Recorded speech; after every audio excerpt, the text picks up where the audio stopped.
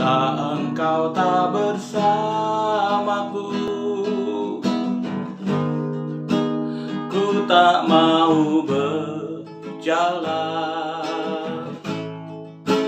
Ku perlu Tuhan, pimpin langkahku dengan kasih karunia-Mu. Pimpin langkahku setiap waktu, berjalan dalam Roh-Mu. Nyatakan Tuhan kemuliaan-Mu, dan berjalanlah denganku. Oh, bila engkau tak bersamaku, ku tak mau berjalan. Ku perlu Tuhan, pimpin langkahku dengan kasih karunia-Mu. Pimpin langkahku setiap waktu, berjalan dalam Roh-Mu. Nyatakan Tuhan kemuliaan-Mu, dan berjalanlah denganku. Oh, dalam katakan dalam kami bersyukur Tuhan, kami bersyukur, terima kasih. Bila mata karala basyara la anugerah-Mu besar bagi kami, penyertaan-Mu kami nantikan. Oh, terima kasih. Bila engkau tak bersamaku, ku tak mau berjalan. Ku perlu Tuhan, pimpin langkahku dengan kasih karunia-Mu. Pimpin langkahku setiap waktu, berjalan dalam Roh-Mu. Nyatakan Tuhan kemuliaan-Mu, dan berjalanlah denganku. Nyatakan Tuhan kemuliaan-Mu, dan berjalanlah denganku. Nyatakan Tuhan kemuliaan-Mu, dan berjalanlah denganku. Terima kasih Bapak, kami bersyukur buat pagi ini. Kami percaya pagi ini kami boleh menemui satu pribadi yang mengasihi kami, bahkan mencintai kami dengan memberi nyawanya bagi kami, yaitu Engkau Tuhan Yesus. Terima kasih. Terima kasih kalau pagi ini kami masih belajar dalam satu tuntunan tentang rumah Bapa. Kami bersyukur Tuhan, kami bersyukur kami punya Bapa yang setia, yang mengasihi kami Tuhan. Terima kasih banyak. Kami sambut tuntunan pagi ini dalam nama Tuhan Yesus Kristus. Semua kita yang siap menerima tuntunan pagi ini katakan amin. Tepuk tangan buat Tuhan Yesus. Shalom. Puji Tuhan. Haleluya. Apa kabar? Hari Kamis ini kita bersukacita. Dari 3 hari kemarin kita sudah dituntun bagaimana kita mengenal tentang hari maksud Tuhan mengembalikan kita ke rumahnya. Yes, ya. Tetapi hari ini kita akan bicara lebih fokus kepada yang dimaksud rumahnya itu siapa. Nah, hari ini kita bicara 2 hal. Tetapi tentu yang satunya akan besok lanjutkan. Adalah yang pertama tentang rumah yang dimaksud adalah bukan sebuah tempat yang berbentuk bangunan. Menurut saya dan saya melihat yang kalau kita membaca dalam Yohanes pasal 14 sebagai ayat atau perikop kunci kita, Itu adalah tempat di mana aku berada, kata Tuhan Yesus. Kamu pun berada. Itu dia, tempat. Tempat di mana aku berada. Yes. Yesus, Tuhan Allah kita itu maha hadir kan? Dia bisa hadir di sini, bisa hadir di sana, di mana-mana. Oke, itu pertama konsepnya, tempatnya di mana Yesus berada. Yang kedua, rumah itu siapa? Diri saya, saudara, adalah rumah kediaman Allah yang berabad-abad tersembunyi dalam kandungan Allah. Dan kita akan belajar besok ya, tuntunan tentang rumah Allah itu atau rumah Bapa itu adalah diri saya dan saudara di bumi ini. Di bumi ini, semenjak saudara dilahirkan, ditetapkan untuk menjadi milik kepunyaannya. Kita ini adalah rumah Allah. Yang setuju dengan ini katakan amin. Amin. Haleluya.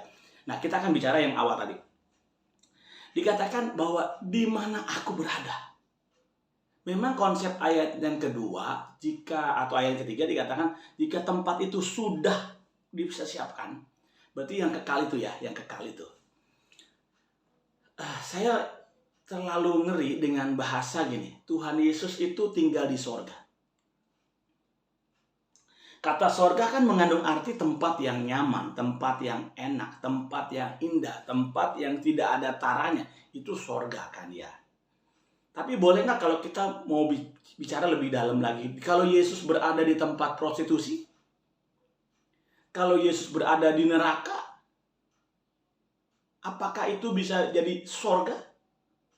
Saya mengambil satu kisah dari Perjanjian Lama, yaitu Sadrak, Mesak, Abednego yang oleh Nebukadnezar dilemparkan dalam dapur api yang dinyalakan 7 kali lipat. Angka 7 itu berbicara tentang kesempurnaan.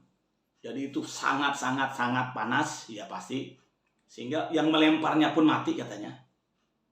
Tetapi pada waktu Sadrak, Mesak, Abednego mempercayakan dirinya kepada Allah dan sangat percaya dan tidak bergantung kepada mujizat, dia tetap setia kepada Tuhan. Ini kuncinya ya saudara. Kunci ngalamin pada pelajaran pagi ini atau tuntunan pagi ini. Bagaimana Sadrak, Mesak, Abednego berkata kepada Nebukadnezar, berkata, ya Tuanku Raja, sekiranya Allahku akan menolong aku, dia akan menolong aku. Tetapi sekalipun dia tidak menolong aku, menolong kami semua yang bertiga ini, aku tidak sekali-kali akan menyembah patung dewa Tuanku. Saya dalam pembicaraan firman sering saya mengutip kata-kata ini karena itu kan membangun saya sendiri. Di samping juga saya membagi bagi teman-teman yang mendengar firman. Tetapi di dalam kesempatan membaca itu saya melihat bahwa konsep rumah Bapa atau dalam pemahaman kita yang khusus pagi ini bicara tentang sorga katanya, itu tidak bergantung kepada situasi lingkungan, tidak. Tapi di mana ada iman, percaya, ada kesungguhan, ada hati bersyukur, ada hati berserah kepada Tuhan, dan Allah hadir di situ, jadi ada sorga. Dikatakan perapian itu menjadi seperti taman Tuhan. Dari mana kita tahu? Nebukadnezar melongok dari jauh, tentu dari dekat nggak bisa karena panas. Dia berkata kepada bujangnya, bukankah yang kita lempar itu 3 orang? Tapi sekarang yang kulihat 4 orang, dan di antara 3 itu aku kenal, tapi yang di depan itu tampaknya seperti anak dewa. Ya, Nebukadnezar tidak kenal malaikat dan Tuhan ya. Anak dewa artinya itu yang maha kuasa, yang maha dahsyat melebihi manusia. Siapa dia? Saya katakan itu Tuhan. Ya. Sehingga waktu Sadrak, Mesak, Abednego dikeluarkan dari dapur api, yang keluar tetap 3. Sadrak, Mesak, Abednego. Bau hangus di kepala rambutnya pun tidak tercium. Bajunya tidak terbakar. Jadi ternyata saya menyimpulkan bahwa Yesus ada di tempat prostitusi, Yesus ada di tempat di neraka sekalipun, tetapi kalau dia hadir di situ berubah menjadi taman Tuhan. Berubah menjadi sorga.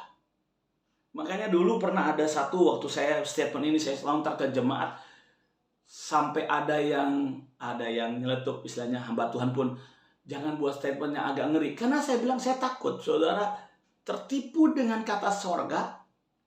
Karena kalau sorga dalam identik benda dan hal lahiriah, setan bisa buat itu. Tapi kalau sorga itu melekat kepada pribadi yang mempunyai, yaitu Allah, maka kita pasti tidak akan pernah lari dari kerinduannya. Sorga itu melekat kepada Allah itu sendiri. Yes, kerajaan manusia boleh tertinggal dari rajanya. Tetapi kerajaan Allah tidak akan pernah terlepas dari rajanya. Saya berdoa saudara memahami maksud saya. Mari perhatikan ini. Pada saat gereja Tuhan, pada saat hamba Tuhan, murid Tuhan menghadirkan kerajaan Allah dengan mempertontonkan imannya, mempertontonkan ucapan syukurnya, mempertontonkan bagaimana dia bergairah dengan Tuhan, bagaimana dia datang memuji Tuhan sementara keadaannya tidak mendukung untuk dia memuji Tuhan, mungkin keadaan terjepit, penyakit sedang menahun, tetapi saya berkatakan pada saat itulah kerajaan Allah sedang ada di situ. Kerajaan sorga, rumah Bapa yang dikatakan, di mana ada sukacita, ada damai sejahtera. Pagi ini kita mau renung loh saudara. Waktu saya statement gini, kalau Yesus kan di sorga katanya, kalau Yesus udah di neraka, Bapak Ibu Saudara masih akan ikut Yesus? Semua diem. Semua berkata, enggak. Kalau Yesus di neraka nggak ikut. Ngeri nggak saudara? Kalau ada orang berpandangan bahwa kalau Yesus di neraka, dia tidak ikut Yesus, berarti objek target hidupnya bukan ikut Yesus. Bukan kepada Yesus, tapi kepada tempatnya. Kepada sorga yang dia pikir secara akal manusianya. Padahal sorga itu adalah tempat kediaman Allah yang selalu menyertai, yang selalu menyelubungi, yang selalu menjadi aura atau menjadi medan hadirat Tuhan. Itu sorga, saudara. Makanya gak heran sorga itu bisa hadir di bumi. Belum tunggu kita mati, tapi sorga bisa kita alami kalau kita menghadirkan Yesus. Bisa amin. Nah ini pagi kita mau bongkar tuh ya. Karena ada waktu dulu banget ya, saya dikomplain itu Pak, nggak ada Yesus di neraka. Ngawur saya bilang. Sorga, neraka, bumi, langit itu punya Tuhan, yang buat Tuhan. Mau dia ke sorga, mau dia ke neraka, itu kan haknya Tuhan. Suka-sukanya Tuhan. Betul tidak? Yang kedua saudara, selain itu saya katakan bahwa neraka itu bukanlah tempat yang menyakitkan bagi Tuhan, karena itu memang diciptakan buat iblis. Tempat penghukuman terakhir dan kekal bagi iblis, malaikat yang menyertai iblis, dan orang-orang manusia yang memberhalakan, menjadikan iblis lebih daripada Tuhan, mentuhankan iblis begitu. Nah ini pagi ini saya mau ajak saudara mulai renungkan, ayo bangun mentalitas kita melihat Allah dan kerajaannya itu melekat. Jadi kalau di beberapa kesempatan saya melayani ya, nggak cuma sekali dua kali, saya melayani di tempat-tempat yang ya tanda petik orang bilang itu tempat orang berdosa, tempat diskotik, bekas bar dan sebagainya. Saya katakan Tuhan Yesus tuh nggak pernah pandang tempatnya, tapi pada saat ada yang haus, lapar akan Tuhan, itu tempat itu akan diubahnya menjadi taman Tuhan. Kediaman Allah itu ada di sini. Pada saat kita mau bersyukur sama Tuhan. Saya percaya pada waktu kita mengikuti tuntunan ini, hati kita tergelitik. Apakah kita selama ini sudah menghadirkan sorga di rumah kita? Kan seringkali dibahas gitu ya. Padahal sederhana. Menjadi serupa Kristus, maka kita akan menjadi milik Kristus. Dan Allah, yaitu dalam Yesus, akan mengejar dan akan mengambil yang menjadi miliknya. Berarti Allah akan menghampiri saudara. Nah pagi ini saya mau ajak saudara dan saya, kita semua mau memandang sorga sebagai satu kesatuan dengan Kristus dan Allah itu. Kita berdoa. Bapa, mau bersyukur, ubah hati kami Tuhan. Pikiran kami yang salah tentang sorga, sebuah tempat yang lahiriah. Tapi hari ini kami berkata sorga adalah di mana Yesus berada. Itu adalah sorga.